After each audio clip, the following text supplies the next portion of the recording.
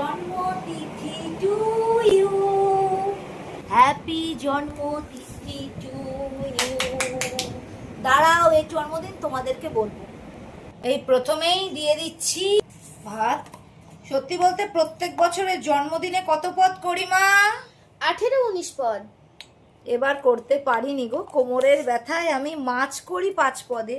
কোথায় মাছ, কোথায় কি, আমি মানে কিভাবে যে এইটুকুনি করে নামিয়েছি সেই ঈশ্বর জানে। এ দেখো, কিন্তু মাছ ভাজা আজকে কিন্তু খেতেই হবে। তোমরা বুঝতেই পেরে গেছো নিশ্চয়ই এতক্ষণে কার আজকে জন্মতিথি বা জন্মদিন, যেটাই হোক না কেন। করেছি একটু কুমড়ো ভাজা, বেগুন ভাজা, বেশি কিচ্ছু রান্না করতে পারিনি।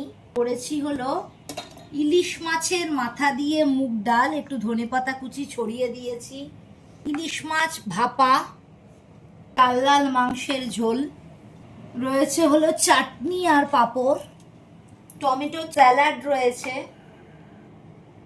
আর এবছর জন্মদিনে বেশি কিছু রাঁধতে, পায়েস নিজের হাতে বানানো, রসগোল্লা নিজের হাতেই বানানো, আর এই সন্দেশগুলো আমি নিজের হাতেই বানিয়েছি। আজকে জন্মদিনের এই মেনু তোমাদের কেমন লাগলো বলো।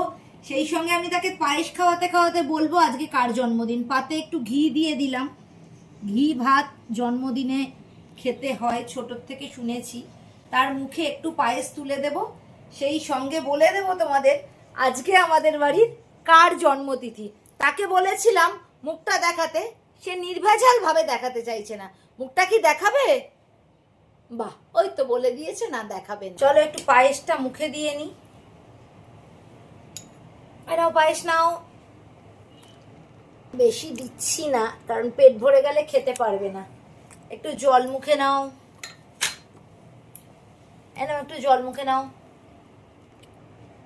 আর খেতে শুরু করো। এই যে এখানে রয়েছে রসগোল্লা, 11 পিসে করেছিলাম, বেশি করিনি। একবার তোমাদের বলে দিই আজকে কার জন্মদিন কিংবা জন্মতিথি। আজকে আমার বর মশাইয়ের জন্মতিথি। তোমরা অবশ্যই মন থেকে শুভেচ্ছা এইটুকুনি দিও যে তার যেন আগামী দিন খুব সুস্থ সুন্দরভাবে